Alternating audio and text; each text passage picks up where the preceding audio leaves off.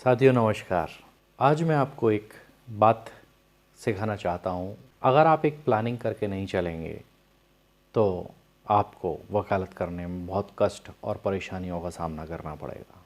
आपके टेबल पर बहुत सारा काम इकट्ठा हो गया है जिसको आपको करना है। कुछ दावे बनाने हैं, कुछ में क्रॉस एग्ज़ामिनेशन की तैयारी करनी है, कुछ मामले ऐसे हैं जिसमें आप हैं, कुछ केस लॉ ढूंढने हैं, बहुत सारी चीज़ें हैं। तो आप उसमें क्या करेंगे? मोस्टली जो वकील हैं वो क्या गलती करते हैं, किसी प्रकरण में तारीख लगी हुई है 30 जनवरी, तो वो उस फाइल को 29 जनवरी को उठाते हैं, जिसकी वजह से कई बार ऐसा होता है कि 29 तारीख को मान लीजिए आपके घर में कोई ऐसा काम आ गया या घर में अचानक से किसी को मेडिकल इमरजेंसी की ज़रूरत पड़ गई या आपको ख़ुद को ही चोट लग गई या कोई और बात हो गई, आप बीमार पड़ गए, आपको फ़ीवर आ गया। तो ऐसी कंडीशन में मैंने देखा है कि लोग उस काम को नहीं कर पाते वक्त रहते, जिसकी वजह से कई बार उनको नुकसान उठाना पड़ता है। एडवोकेसी में अपने आप को पाबंद करना भी ज़रूरी है। कैसे, वो मैं समझाना चाहता हूँ। मान लीजिए कि किसी प्रकरण में आपको एक छुट्टी का दिन चाहिए। 30 तारीख को आपकी कोई पेशी ऐसी लगी हुई है जिसमें आपको क्रॉस एग्ज़ामिनेशन करना है और उसकी तैयारी करनी है या कोई दावा तैयार करना है। तो ऐसी कंडीशन में आप क्या करते हैं कि यार 30 तारीख बिल्कुल मतलब 29 को ही करेंगे। आपकी फैमिली है, मान लीजिए किसी के साथ कुछ ऐसी घटना हो गई, दुर्घटना हो गई कि वो उस वक्त समय नहीं दे पाता है, तो ऐसी परिस्थितियों में उसका काम सफ़र होता है। कई बार क्लाइंट उससे डिसअपॉइंट होके फ़ाइल भी ले जाता है। तो कई चीज़ें ऐसी होती हैं। तो उससे बचने के लिए आपको क्या करना चाहिए कि आप जो काम 30 तारीख के पहले वाले संडे को करने वाले थे, तो आप उससे भी पहले वाले संडे को उस काम को करके रखेंगे। मतलब आप करीब करीब 15 दिन का गैप दे करके रखेंगे कि 15 दिन पहले से आपके पास प्रिपरेशन हो किसी काम की। तो उस दिन तो सिर्फ आपको पेश करना भर रह जाएगा।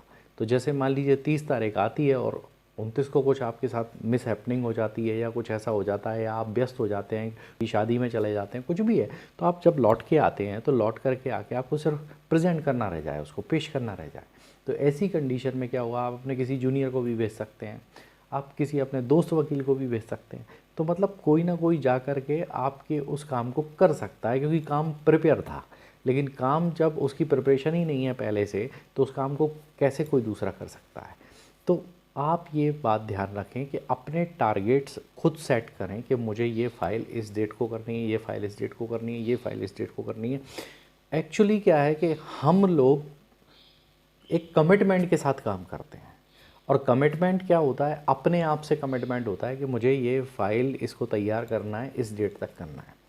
चाहे वो काम आपका मिसलेनियस हो, चाहे वो काम आपका रेगुलर कोर्ट का हो, आपका काम कुछ भी हो, काम का कोई भी स्वरूप हो, चाहे वो मिसलेनियस के अंतर्गत आता हो, चाहे वो रेगुलर फाइल के अंतर्गत आता हो या फिर वो नई कोई फ़ाइल हो, तो आपको उसमें ये ध्यान रखना है कि आपको उस काम को समय के पहले ही पूरा कर लेना है, जिससे लास्ट टाइम पे बिल्कुल मतलब कहना चाहिए कि जो डेडलाइन होती है उस पर आपको कोई दिक्कत ना आए।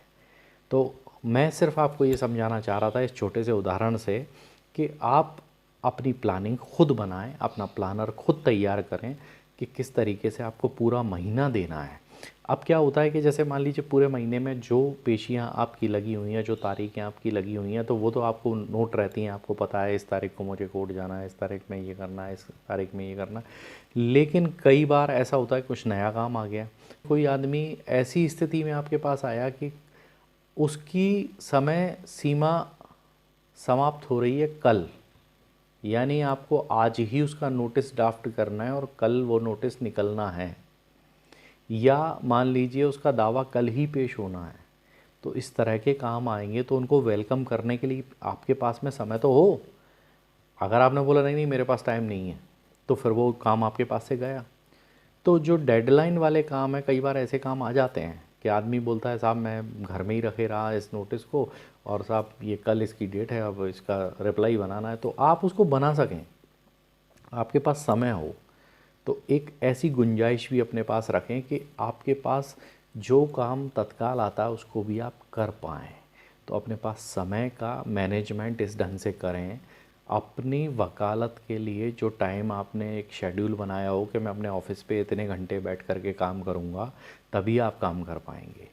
नहीं तो होगा ये कि आपका टाइम गप्पों में चला गया, कुछ लोग कैरम खेलने में टाइम वेस्ट करते हैं, कुछ लोग कुछ और शतरंज खेलने में टाइम वेस्ट करते हैं, मतलब जो भी उनको जैसे भी टाइम वेस्ट करना है करते हैं। तो आपको एक प्लानिंग तैयार करनी है। और हाँ, ये ज़रूरी नहीं कि आप कोर्ट में 10 से 5 बजे तक ही बैठें अपना बैग लेकर के।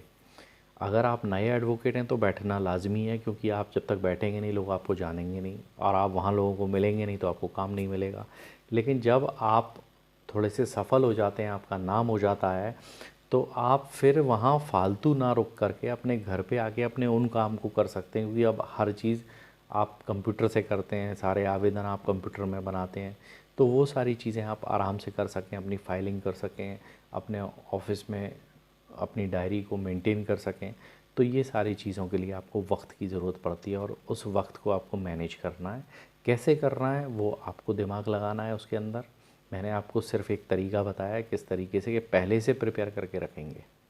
मैंने ये सब चीज़ें एक डिस्ट्रिक्ट जज से सीखी थी। उन्होंने बताया था कि वो अपने टारगेट्स खुद बनाते हैं, उन्होंने अपनी टारगेट जो भी बनाए हैं उसके हिसाब से वो डिसीजंस देते हैं, उन टारगेट्स के हिसाब से वो काम करते हैं। तो कभी भी उनको कोई परेशानी नहीं आती, वो खुद पहले से डिसाइड कर लेते हैं कि मुझे इन फाइल में जजमेंट देना है हर हालत में नेक्स्ट मंथ, तो वो उसकी तैयारी पहले से करना शुरू कर देते थे। तो ये चीज़ें सीखने को मिलती हैं, समझने को मिलती हैं। हर आदमी ज़िंदगी में आपको कुछ ना कुछ सिखाएगा, बशर्ते आप में सीखने की क्षमता हो। सीखने की क्षमता तभी होगी जब आप अपना दिमाग खुला रखेंगे। तो दोस्तों, फ़िलहाल के लिए इतना ही। मिलेंगे किसी अगले वीडियो में इसी तरह के किसी टॉपिक के साथ। तब तक के लिए बाय बाय।